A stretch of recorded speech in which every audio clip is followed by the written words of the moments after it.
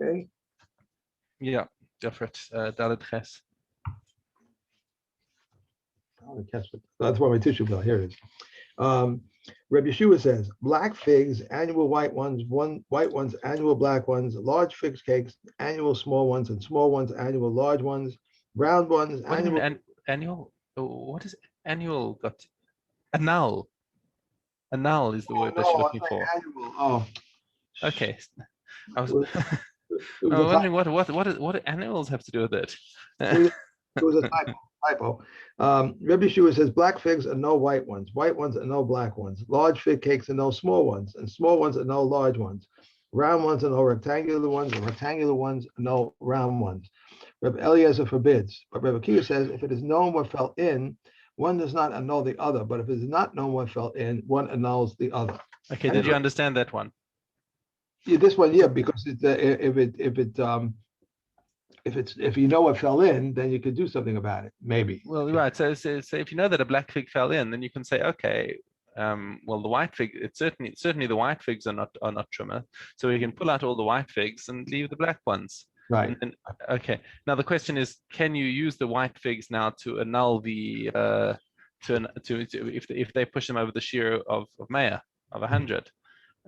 So that's the machlokas in the Mishnah between Rabbi Yeshua and Rabbi Eliezer. Rabbi Eliezer is machmir, and the halacha follows Rabbi Akiva, that if you know what kind fell in, then you need enough of that kind to annul it. But if you don't know what fell in, then they combine to annul it. Right. I didn't know there were so many different kind of figs. Apparently, yeah. Yeah. I've never seen a. Have you seen a black fig? No, what it's black and white is probably sort of the extremes. I've seen purple figs and I've seen green figs. Really? Yeah. So the purple figs are they're clearly different. They're dark purple. So you can clearly see that they're different from the pale green figs. I really saw green fig.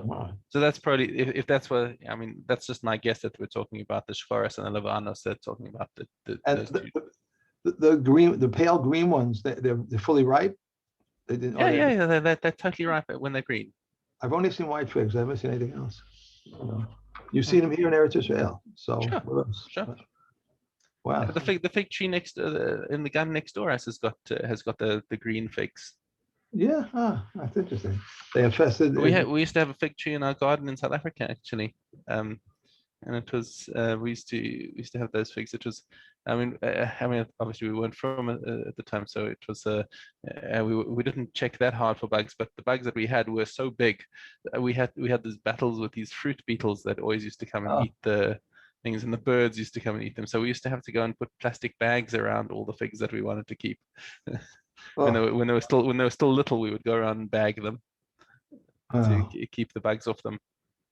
We used to have a blackberry tree in our driveway a long time ago, and people would just come by. It wasn't so long ago. It was 15, 20 years ago, and people used to come by and just pick them. We're not for people, and they just pop them in their mouth, and I'm saying, oh, gross, like blackberries, blueberries, raspberries. Those things are very hard to clean. It's very, very hard to check.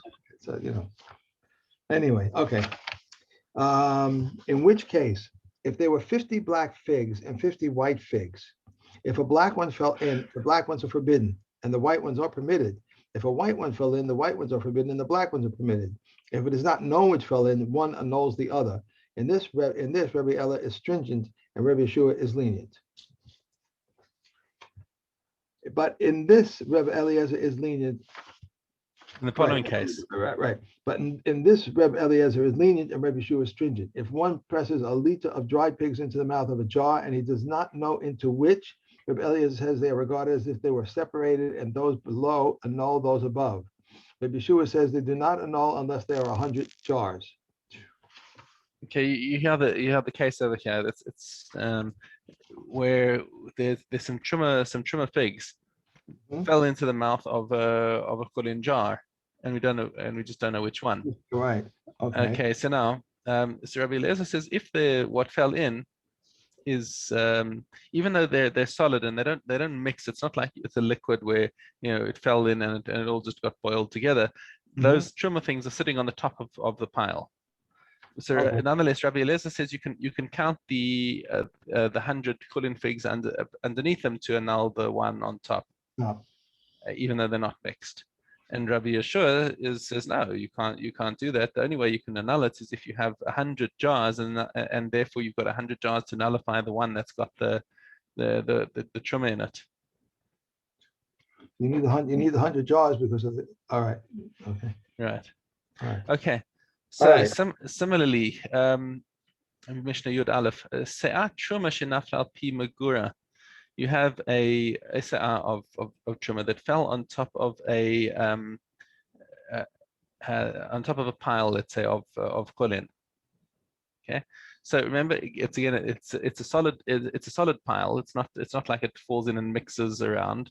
It's whatever's on top. And now the Baal Habayis comes and says, "Oh, quickly, let's scoop off the top." So he scoops off the top where the truma fell on. So now what do you do with that stuff that he scooped off? Rabbi Eliezer on there, im yesh b'kipoi mea sa'ah. If whatever he scooped off has got 100 sa'ah in it, ta'ale be'echad mea. So then your truma is annulled. But if not, I mean it seems an unlikely thing. So if not, then whatever is on whatever he scooped at the top is meduma. Although it sounds like the bottom is still okay. Rabbi Yeshua Omer Lo Ta'ale, he says, no, this is insufficient. Even if you had 100 inside there, it's not enough because it fell in a specific location. So similar to the pressed dates in the previous Mishnah, Rabbi Yeshua holds that position. Se'at Truma Shenafla al Pi Megura. Excuse me 1 second. Sure, did you say Yud Aleph Yud Aleph, yes. and Truma? Yeah, Perek Daled Mishnah Yud Aleph. Okay, I'm sorry. I don't know what's the matter with me. Okay. You got it? All right. Okay. All right. So now what should have been done lechatchila? Se'at truma shenafla al pi megura. So if some truma fell on top of the pile, yikape'ena, then scoop it off. That's the right thing to do. Right. Okay. So this is Rabbi Yeshua. So hold on a second, Rabbi Yeshua. Wait a second. Im kain lama amru truma ola be'echad u'mea. So if that's the case, then why do we have to say that truma is nullified 1 against 100? Im eino yadua im blulos hain or la'ain nafla. If you don't know where, so according to Rabbi Yeshua, it says that even if you scoop it off, it's not going to, the part that's scooped off is not going to be, you're not going to be able to annul it. So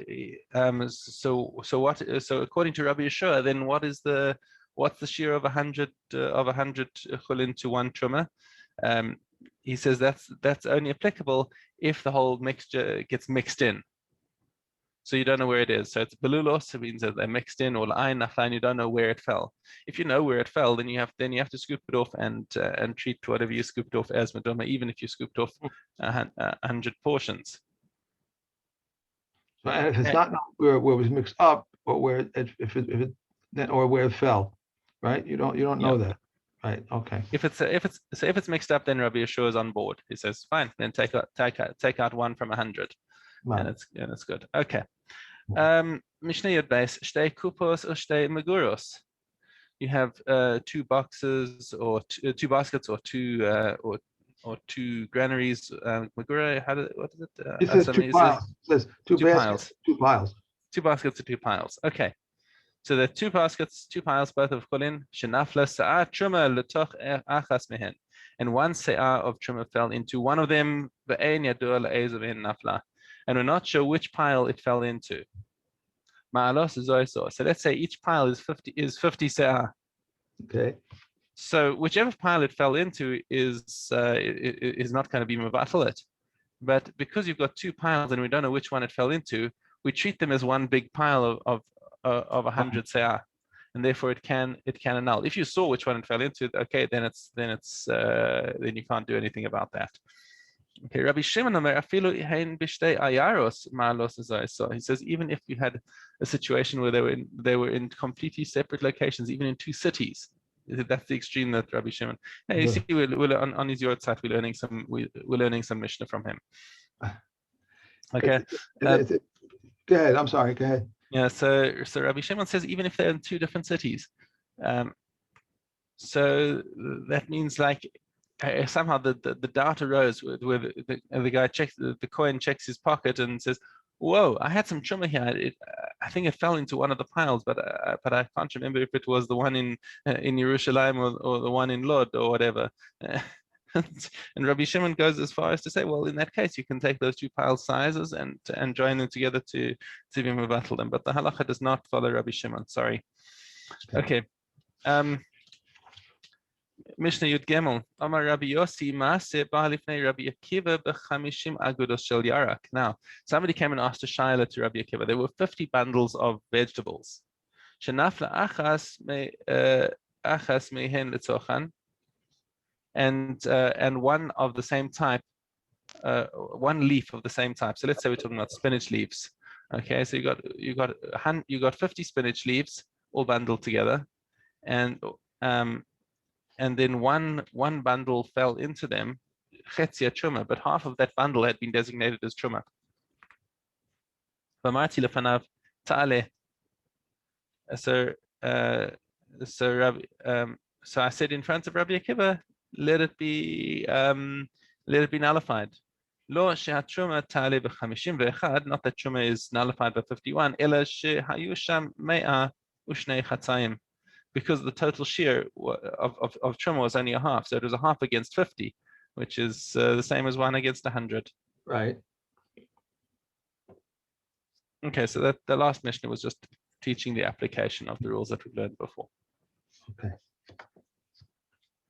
Right, base. Okay. One page. One may not separate truma from unclean for clean, but if he did separate in error, his truma is truma. If intentionally, he has affected nothing. So too, if the son of a Levite who had tevel misa continued separating for it, if in error what he did is done, but if intentionally he has affected nothing. Rabbi Yehuda says if he knew at the outset, then even if he did it in error, he has affected nothing. If one immersed vessels on the Shabbos, if in error he may use them, if willfully he may not use them. If one tied or cooked on Shabbos in error, he may eat it. If willfully he may not eat it. If one planted on Shabbos, if in error he may maintain it. If willfully he must uproot it. But in the 7th year, whether in error or willfully, he must uproot it. I never understood it. If one tithes, okay, putting that aside, or cooked on Shabbos. I took something out of the refrigerator and I cooked it. Okay, in error, I made a mistake. I forgot it was Shabbos. I can eat it, but I didn't think that was the No. Where do you see that? It says if one tithe or cooked on Shabbos in error, he may eat. Yeah, right. So this mission is Rabbi Meir, who is makil on the shogeg. Other people can eat from him, but the halacha doesn't follow him. The halacha follows Rabbi Yehuda actually Kahati pointed out that the halacha is not like Rabbi Meir. It's like Rabbi Yehuda that if someone's mevashel b'Shabbos b'shogeg, then he can eat after Motzei Shabbos. But the mezid, he's never allowed to have it. Never allowed, right? But the people who he has at his table, yeah, they're allowed to have it. Correct? That's Rabbi Meir says that the people who are at the table can have it immediately, but the halacha we follow is that you got to wait until after Shabbos. After Shabbos, right. Okay. One may not separate truma from one kind for another, and if he did separate, his truma is not truma. All kinds of wheat count as one. All kinds of figs and dried figs and fig cakes count as one, and one may separate truma from one for the other. Where there is a priest, one must separate from the superior quality. But where there is no priest, one must separate from that which keeps. And Rabbi Yehuda says one must always separate from the superior quality. Yeah. Did you know this whole story about Mrs. Bradley and this missionary person? I heard about it, yeah. I just read about it yesterday. My wife showed Yeah, it to me. on a blog. That wasn't. I was in. It was in the post. She showed it to me. It was in the post, but quite an interesting story. Mm-hmm. Okay. Base Gimel. Shvius Base Gimel. Right. One may clear away the stones until Rosh Hashanah. One may clip, prune, and remove the redundant until Rosh Hashanah. Rabbi Yeshua says what applies to pruning and removing the redundants in the 5th year applies also in the 6th year. Rabbi Shimon says, so long as I am permitted to tend the tree, I am permitted to remove the redundants. One may besmear saplings, wrap them around, trim them, make shelters for them, and water them until Rosh Hashanah. And Rabbi Eliezer Tzaddik says, even in the 7th year, one may water the branches, but not the roots. One may oil unripe figs and pierce them until Rosh Hashanah. Unripe figs of the 6th year, which have gone into the 7th year, and of the 7th year, which have gone into the 8th, may not be oiled nor pierced. Rabbi Yehuda says, what is the custom to oil them? One may not oil them because it ranks as work. Where it is not customary to oil them, one may oil them. And Rabbi Shimon permits concerning a tree because one may tend a tree. Okay. Fine. All right. Uktzin. Uktzin Gimel Tes. Go test. Caleb of a kosher animal is not tummy, but tuma of nevela. Therefore, it requires heksha. Caleb of a non-kosher species animal is tummy with a tuma of nevela. Therefore, it does not require heksha. A non-kosher fish and non-kosher grasshoppers require thought in villages. Regarding a beehive, Reb Eliezer says it is like land, and we may write a prose bill based on it. And it is not susceptible to tuma in its place, and one who detaches honey from it on Shabbos is liable to a sin offering. But the Kachamim say it is not like land, and we may not write a prose bill based on it, and is susceptible to tuma in its place, and one who removes honey from it on Shabbos is not liable to a sin offering. Right. Remember, we just did this in Shvius. This is right. When do honeycombs contract tuma as a liquid? Beis Shammai says from when he heats the honeycombs. Beis Hillel says from when he crushes the honeycombs. Okay, and tomorrow we're going to be finishing and starting brachas again. Again, brachas. Wow. Oh,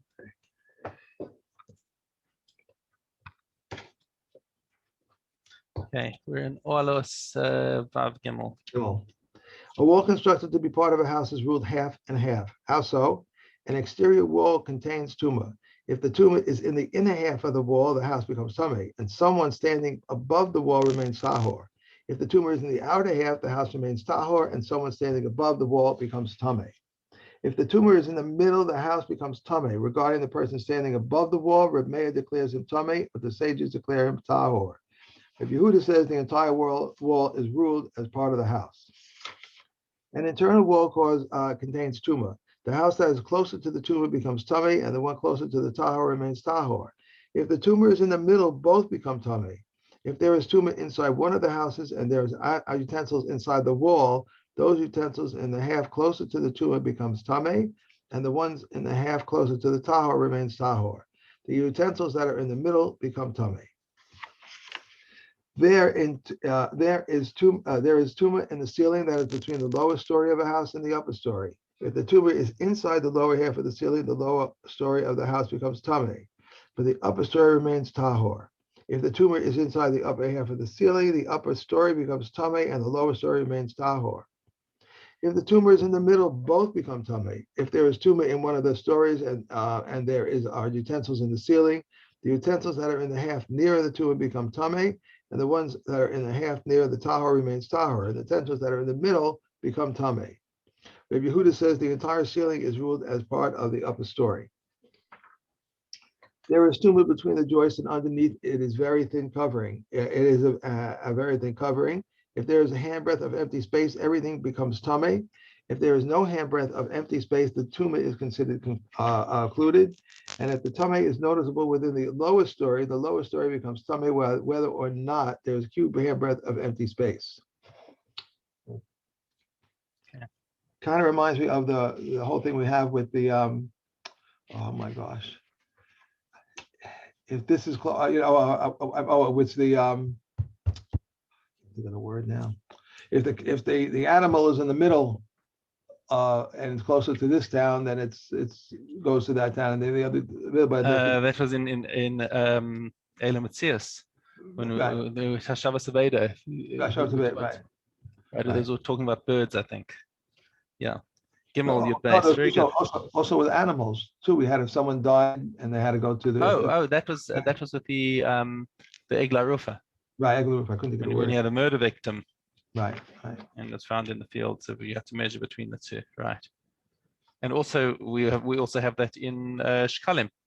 If you find coins between the Right. kupos, yeah. Okay, we're in Gimel Yud Beis. You just have to fix my marker here.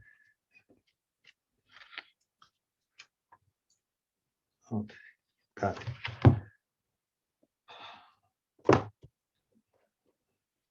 Idios. Okay. Gimel Yud Beis. There are three matters that Elazar ben Azariah permits, and the common permit. His cow would go out into the public domain with the strap which is between its horns, and one may curry an animal with a metal comb on Yom Tov, and one may grind peppercorns even in their mill on Yom Tov. Rabbi Yehuda says one may not carry an animal with a metal comb on Yom Tov because it makes a wound in the process. However, Rabbi Yehuda agrees that one may curry with a wooden comb, but the comments say one may curry neither with a metal comb or even with a wooden comb.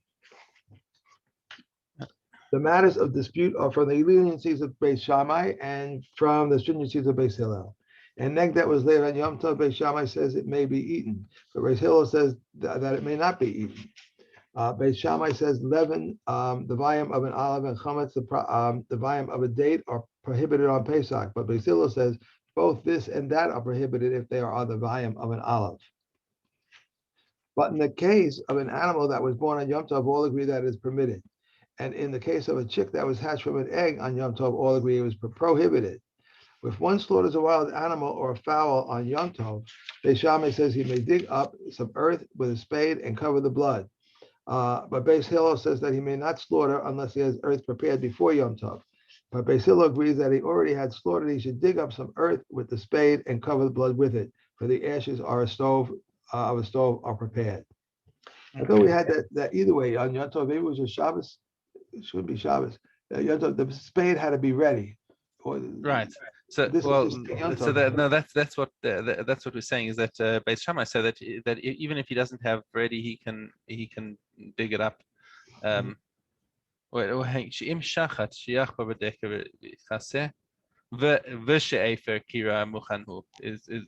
always a misprint in the Mishnah. It should be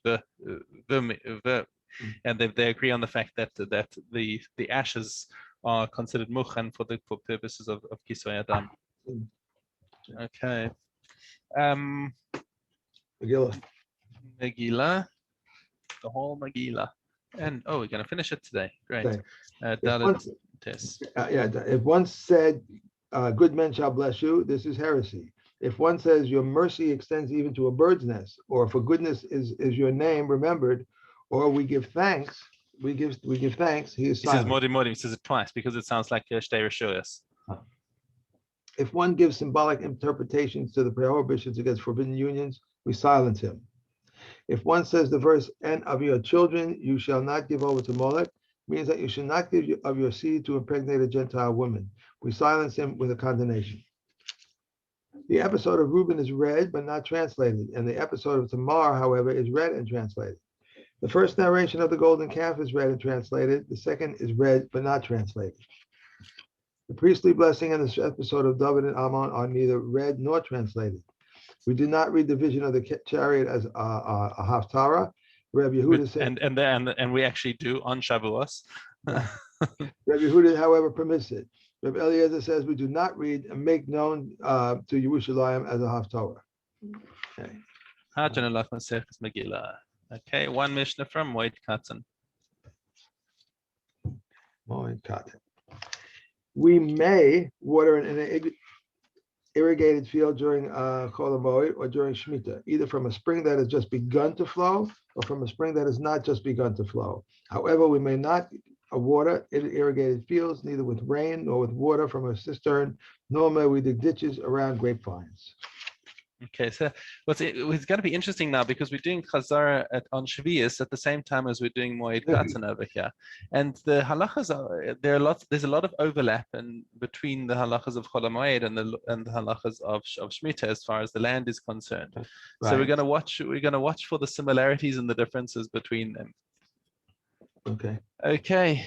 We have a new one. I forgot what you said there. You said we're starting